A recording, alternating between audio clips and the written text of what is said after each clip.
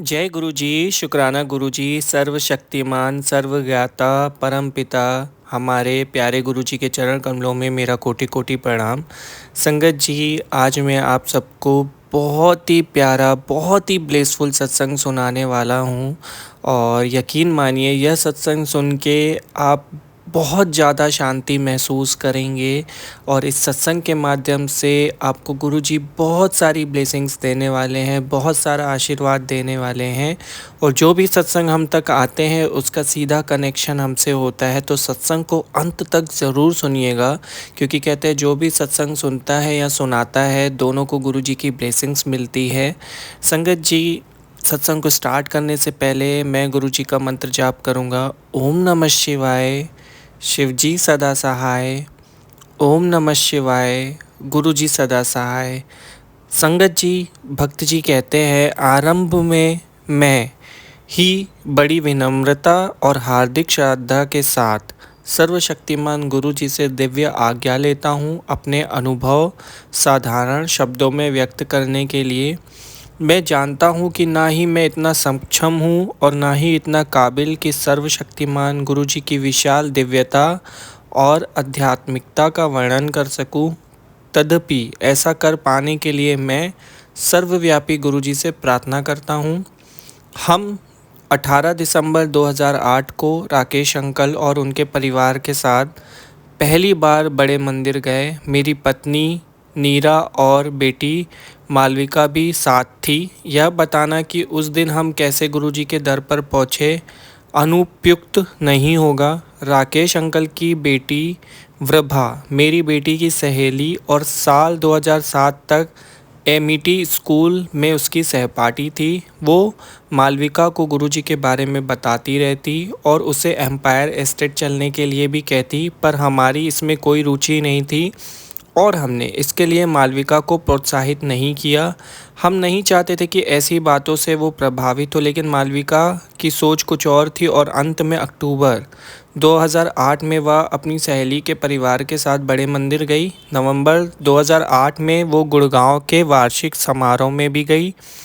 जब वो गुरुजी के यहाँ जाती तो बहुत खुश और संतुष्ट आती, परंतु हमें इस बात से परेशानी होती थी कि वो बहुत देर से आती थी और साथ ही राकेश अंकल को भी असुविधा होती। मालविका हमेशा गुरुजी का गुणगान करती और हमें भी मंदिर चलने के लिए कहती, क्योंकि हम उसे गुरुजी के यहाँ जाने के लिए प्रोत्साहित नहीं करते। वो बहुत अशांत हो जाती।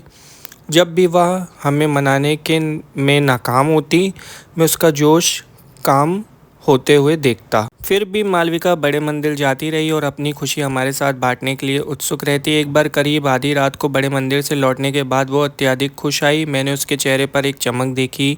उसका चेहरा खिला हुआ और दमकता दिखाई दे रहा था। उसने हमें बताया कि उस शाम गुरुजी के साथ उसका पहला अनुभव हुआ था। उस शाम उसने सेवा भी की थी और वे हमारे लिए लंगर प्रसाद भी लेकर आई थी, जो हमने अगली सुबह ग्रहण किया। तब अपनी बेटी की खुशी के लिए हमने 18 दिसंबर 2008 बृहस्पतिवार को गुरुजी के मंदिर जाने का निश्चय किया। शिव मंदिर में कदम रखते ही मुझे अनुभूति हुआ कि इतने साल में किससे वंचित था। हमें ऐसा लगा जैसे हम स्वर्ग पहुंच गए थे। सब कुछ इतना अशांत, स्थिर और निर्मल था। शिव जी की भव्य मूर्ति और शिवलिंग तेजस्वी से चमक रहे थे और सकारात्मक ऊर्जा और सम्मोहक आकर्षक से भरे हुए थे। हम मंत्रमुग्ध थे। मेरी सारी शंकाएं दूर हो गई। मेरा अहंकार, जिसने इतने साल हमें गुरुजी से और उनके बुलावे से दूर रखा, एक पल में विलीन हो गया। मैंने गुरुजी को संपूर्ण और शर्त रहित समर्पण कर दिया। राकेश अंकल ने एक उत्प्रेरक का काम किया, जिसने हमें गुरुजी के अथाह आध्यात्मिक महिमा और कृपा समझने में सहायता की। उस शाम हमने शबद और लंगर का आनंद उठाया और फिर घर वापस गए, प्रबुद्ध और परिवर्तित। हमारे घर में एक छोटा सा मंदिर है जिसमें हमने कई देवी देवताओं की मूर्तियां रखी हुई हैं। जिस शाम को हम बड़े मंदिर गए थे उसकी अगली सुबह मैं अपनी दैनिक पूजा के लिए बैठा और सारे देवी देवताओं से हाथ जोड़कर आज्ञा ली और भगवान गणेश की मूर्ति छोड़कर शेष सारी मूर्तियां मंदिर से हटा दी। मेरे पास एक छोटा शिवलिंग था जो मैंने अंदर रखा हुआ था और जिसकी पूजा मैंने बहुत सालों से नहीं की थी। मैंने शिवलिंग को धोकर साफ किया और अपने मंदिर में रख दिया। इससे पहले कि मैं अगरबत्ती जला पाता, मुझे एक बड़ी सुहावनी सुगंध आई। मुझे एकदम गुरुजी के होने का एहसास हुआ। गुरुजी ने मुझे आशीर्वाद दिया, इस विचार से ही मैं उल्लसित हो और बहुत खुश हुआ। ऐसी दिव्य सुगंध की मुझे पहले कभी अनुभूति नहीं हुई थी। राकेश अंकल मुझसे पूछते रहे कि क्या बड़े मंदिर में मुझे कोई सुगंध आई थी, पर तब मुझे इस सुगंध का एहसास नहीं हुआ था। गुरुजी ने अपने तरीके होते हैं अपने होने का एहसास कराने के, और उनकी सुगंध ऐसे ही एक सूचक है। गुरुजी के पास कोई भी उनकी आज्ञा के बिना नहीं आ सकता। जिन पर गुरुजी की कृपा होती है वही गुरुजी के मंदिर या उनके सत्संग में पहुंचते हैं। हम इस तथ्य की साक्षी हैं। हमारे पूरे घर में गुरुजी की तस्वीर लगी हुई है और पिछले 1 साल में हमारे बहुत मित्र और रिश्तेदार हमारे घर आए हैं, पर किसी ने भी गुरुजी की रुचि नहीं दिखाई।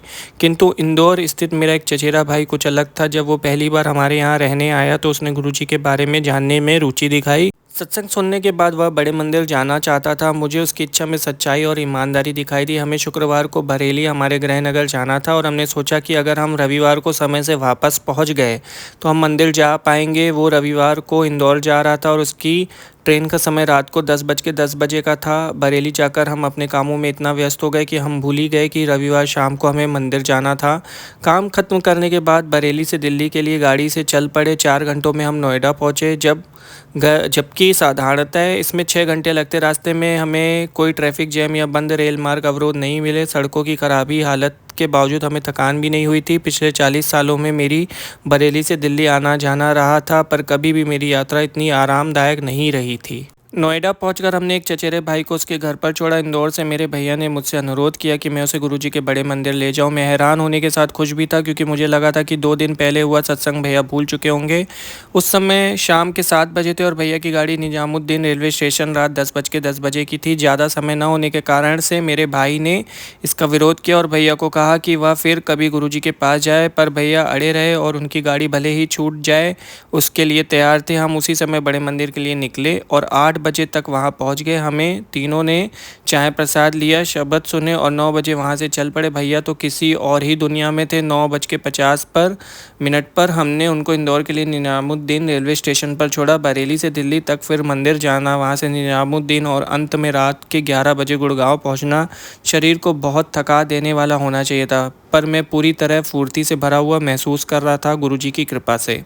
अगले दिन इंदौर से भैया ने फ़ोन करके कहा कि वह गुरुजी के ग्रंथ का आनंद उठा रहे थे जो वह हमसे लेकर गए थे। हम जब भी वह दिल्ली आते तो गुरुजी के मंदिर जाना चाहते थे। हमारे पास गुरुजी के ग्रंथ की एक ही कॉपी थी, पर हमने खुशी से वो भैया को दे दी। 2 दिनों में ही गुरुजी ने हमारे लिए एक और कॉपी का इंतज़ाम कर दिया। बड़े मंदिर जाते हुए हमें 1 साल से अधिक हो गया है। मेरा यह पूरे विश्वास से मानना है कि गुरुजी से मेरा जुड़ाव 18 दिसंबर 2008 को शुरू हुआ। 1999 से 2000 में जब मैं अहमदाबाद में रहता था तो मेरा एक मित्र हर रविवार अपने गुरु के यहाँ जाता। उसे देखकर मैं सोचता कि काश मुझे भी किसी गुरु का आशीर्वाद प्राप्त होता, पर तब ऐसा नहीं हुआ। उस समय मुझे व्यापार में बहुत भारी हानि हुई और 1 साल में मेरी आर्थिक स्थिति बहुत ख़राब हो गई और ऐसा लग रहा था कि अब ठीक नहीं हो पाएगी। परिस्थिति कुछ ऐसी हुई कि 2001 में मुझे अपनी फैक्ट्री बेचनी पड़ी। 2002 में अपना घर और निजी संपत्ति भी। इतने बड़े धक्के के बाद भी मुझे अपने मित्रों द्वारा व्यापार के और अवसर मिलते रहे। ये अवसर इतने होते कि बस हमारी ज़रूरतें पूरी होती रहती। इस समय हम बहुत ज्योतिषियों के पास गए जिन्होंने मुझे और मेरी पत्नी को पूजा करने को, पत्थर पहनने को और अन्य उपाय बताए। हमें हर सोमवार शिव जी के मंदिर जाने के लिए भी कहा गया, जो पता नहीं क्यों मैंने नियमित रूप से किया। शायद गुरु जी की ओर यह हमारा पहला कदम था। यद्यपि हमें पर तुरंत कोई अधिक आर्थिक लाभ नहीं हुआ। कुछ सोमवार जाने के बाद मुझे व्यापार के अन्य अवसर मिले और अब मैं मानसिक रूप से निश्चित था। अक्टूबर 2003 में मुझे गुड़गांव में आकर बसने का अवसर प्राप्त हुआ। मेरी नौकरी की सबसे अच्छी बात यह थी कि मुझे वो मेरी शर्तों पर मिली थी और अहमदाबाद में करीब 24 साल रहने के बाद हम दिसंबर 2003 में आकर गुड़गांव में बसे। यद्यपि यह आसान नहीं था, मैंने इसको भगवान की मर्जी और अपनी किस्मत माना।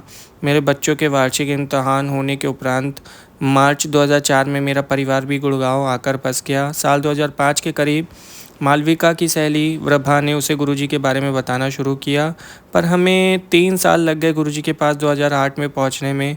पिछले 1 साल में अनुभव के बारे में लिखते हुए मुझे पिछले कुछ सालों के वृत्तांत भी याद आ रहे हैं। मुझे लगता है कि यह अनुभव मेरे साथ इसलिए हुए क्योंकि मैं गुरु की कृपा प्राप्त करने का इच्छुक था। मेरा यह मानना है कि जिस समय मैं गुरुजी से जुड़ा वह मेरी यह इच्छा पूरा होने का समय था। कहा जाता है कि गुरु तक पहुंचने का मार्ग आसान नहीं होता है। इस मार्ग पर सब्र की परीक्षा देनी पड़ती है और लंबे समय तक श्रम, दर्द और कष्ट सह पाने की क्षमता और सामर्थ्य भी नापे जाते हैं। सहनशीलता का यह परीक्षा पास कर लेने के बाद गुरुजी के से जुड़ना हमारे लिए सबसे बड़ा इनाम था। इससे ज़्यादा हमें कुछ नहीं चाहिए था। गुरु को पाने की मेरी मनोकामना पूरी हो गई थी। और वो भी कैसा गुरु, गुरुजी महाराज के रूप में हमें स्वयं भगवान शिव की कृपा प्राप्त हुई। पहले दिन से ही सत्संग द्वारा हम इस बात से परिचित थे कि हमें गुरुजी से कुछ नहीं मांगना है, क्योंकि गुरुजी हमारी इच्छाओं और ज़रूरतों से पूरी तरह अवगत होते हैं। गुरुजी का आशीर्वाद प्राप्त करते रहने के लिए संगत को गुरुजी के सत्संग में और बड़े मंदिर जाते रहना चाहिए। यह बात पूरी तरह से सच है। गुरुजी ने हम पर स्वास्थ्य, संपत्ति, समृद्धि, प्रसिद्धि, नम्रता, सकारात्मकता और सुकून की बारिश की है।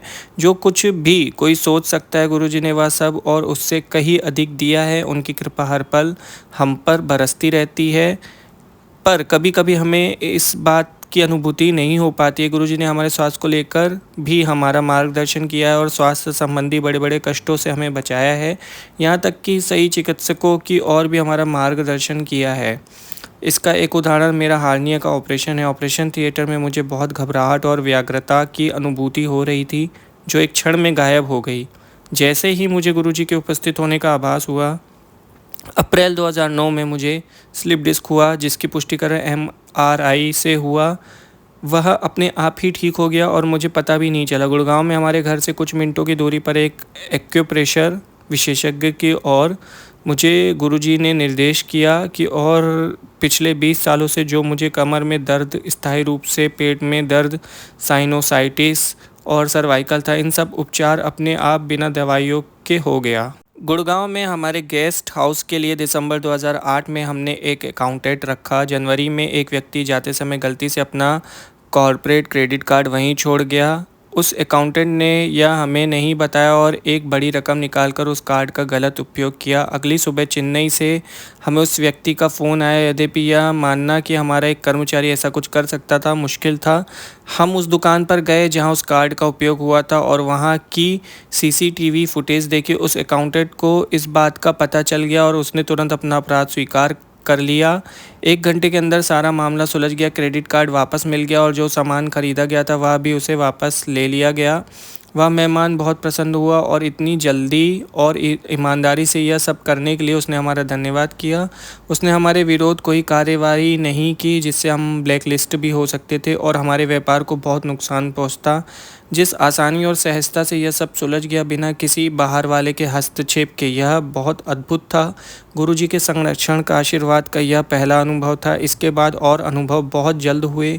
धन्यवाद गुरुजी। जून 2009 में हमने नई गाड़ी खरीदी और उस बृहस्पतिवार की शाम को गुरुजी का धन्यवाद करने और उनका आशीर्वाद लेने हम बड़े मंदिर गए। हम अरावली पहाड़ियों पर घूमने गए और वापसी में पता नहीं कहाँ से एक बहुत बड़ा पत्थर हमारी गाड़ी के नीचे आ गया और गाड़ी के निचले हिस्से से टकरा गया। हम रुके, पर हमने उतरकर नहीं देखा कि गाड़ी को क्या नुकसान पहुंचा था। हम आगे बढ़ते रहे, क्योंकि गुरुजी के मंदिर होकर आने से जो मधुर भावदशा थी वो हम नष्ट नहीं करना चाहते थे। अगली सुबह जाकर जब मैंने गाड़ी का निरीक्षण किया तो यह देखकर कि एक छोटी सी खरोच को छोड़कर गाड़ी को कोई नुकसान नहीं पहुंचा था, मैं आश्चर्यचकित और खुश भी हुआ और अपने कार्यालय के लिए निकल पड़ा। उस समय मुझे यह अनुभूति नहीं हुई कि गुरुजी के आशीर्वाद से हम सबको एक नया जीवन मिला था। शनिवार सुबह को मुझे सपना आया जिसमें मैंने देखा कि कैसे गुरुजी ने पूरे परिवार को एक बड़ी दुर्घटना से बचाया था, जो कि कुछ ही मिनटों में होने वाली थी।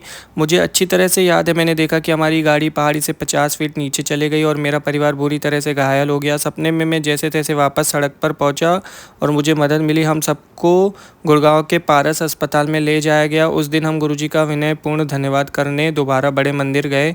गुरुजी की कृपा हमारे वाहन चालक को भी प्राप्त थी। वह बहुत बार सोमवार को हमारे साथ बड़े मंदिर चला था और चाय और समोसा प्रसाद ग्रहण किया था। एक रात वह बहुत तेज गति से जयपुर से गुड़गांव गाड़ी चलाते हुए आ रहा था, जिसमें और भी लोग थे। उसके आगे एक सवारी बस थी। अचानक वो बस बाईं ओर मुड़ी और हमारी गाड़ी सीधे एक डंपर ट्रक के सामने आ गई, जो सड़क की गलत ओर से हमारी ओर तेज गति से आ रहा था। हमारे चालक ने बताया कि टक्कर होना सुनिश्चित था और वो चक्का रह गया। कुछ क्षण बाद उसने गाड़ी को सड़क की बाईं ओर खड़ा पाया। गाड़ी पर एक खरोच तक नहीं थी और डंपर आगे निकल गया था। सोमवार को बड़े मंदिर जाते समय चालक ने हमें यह सब बताया, मैंने तुरंत कहा कि गुरुजी ने उसे, बाकी लोगों को और गाड़ी को बचाया था। जब मैं गुरुजी के बारे में बात कर रहा था, मुझे गुरुजी की विशिष्ट और पवित्र सुगंध आई, मानो मेरे ऐसे कहने को वह अपनी सहमति और आश्वासन दे रहे हो। 2007 से मालविका गुड़गांव से नोएडा अपने कॉलेज तक आना जाना टैक्सी से कर रही थी और टैक्सी के मालिक के घमंडी बर्ताव और समय का तालमेल न हो पाने के कारण तंग आ गई थी।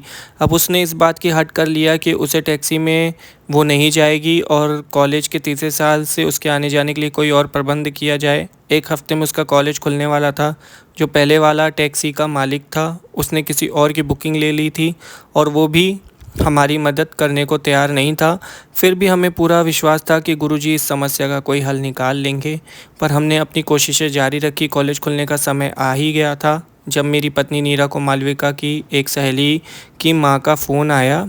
वो दोनों एक ही कक्षा में पढ़ते थे और वो लड़की पिछले 2 सालों से हॉस्टल में रह रही थी। अब उसके माता पिता चाहते थे कि वो गुड़गांव आकर रहे और यहीं से प्रतिदिन अपने कॉलेज के लिए आए जाए। उन्होंने हमें यह कहा कि बारी बारी दोनों लड़कियां अपनी गाड़ी शेयर कर सकती थी।